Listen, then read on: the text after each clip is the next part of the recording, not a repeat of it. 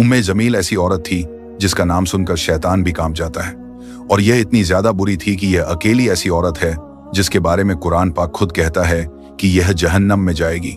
यह इतनी ज्यादा बुरी थी कि इसे एक लक़ब दिया गया, जहन्नम की माँ।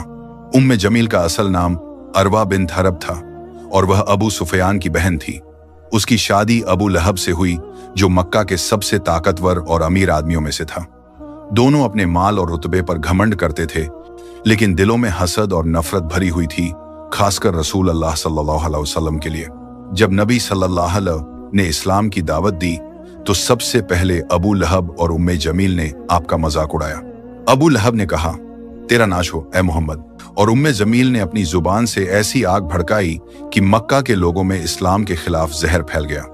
हर रोज सुबह वह औरत कांटे और लकड़ियां उठाकर रसूल अल्लाह सल्लल्लाहु अलैहि वसल्लम के रास्ते में फेंका करती ताकि आपको चोट लगे। दिन के वक्त वह बाजारों में इस्लाम के बारे में झूठ फैलाती और रात को लोगों के दरमियान फितने और बदगुमानी पैदा करती। उसकी जुबान तलवार से तेज थी जो किसी के ईमान को चीर देती थी।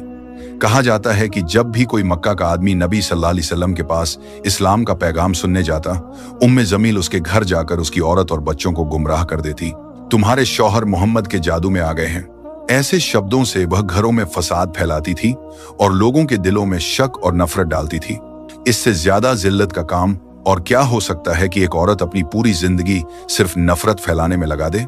जब सूरह अल-लहब नाजिल हुई और अल्लाह ताला ने उसके अंजाम का फैसला सुना दिया तो उम्मे जमील गुस्से में पत्थर उठाकर चिल्लाते हुए निकल पड़ी, मैं मोहम्मद को ढूंढ रही हूं, उसने मेरे और मेरे शौहर की बुराई की है।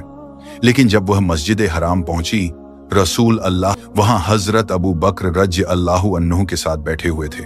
अल्लाह ताला ने उम्मे जमील की आंखों पर पर्दा डाल दिया। वह आपके सामने से गुजरी मगर देख नहीं सकी। उस वक्त हजरत अबू बकर ने हैरान होकर कहा, या रसूल अल्लाह, यह तो आपके सामने से गुजरी लेकिन आपको देखा ही नहीं। रसूल अल्लाह सल्लल्लाहु अलैहि वसल्लम ने मुस्कुराते हुए फरमाया, अबू बकर, अल्लाह ताला ने उसके और मेरे दरमियान पर्दा डाल दिया है। इस तरह अल्लाह ने अपने रसूल को अपनी हिफाजत में रखा और उम्मे जमील अपनी नफरत में अंधी बनकर वापस चली गई। आखिरकार जब अबू लहब ने बद्र के बाद इस्लामी फतह की खबर सुनी तो उसी गम और गुस्से में मर गया।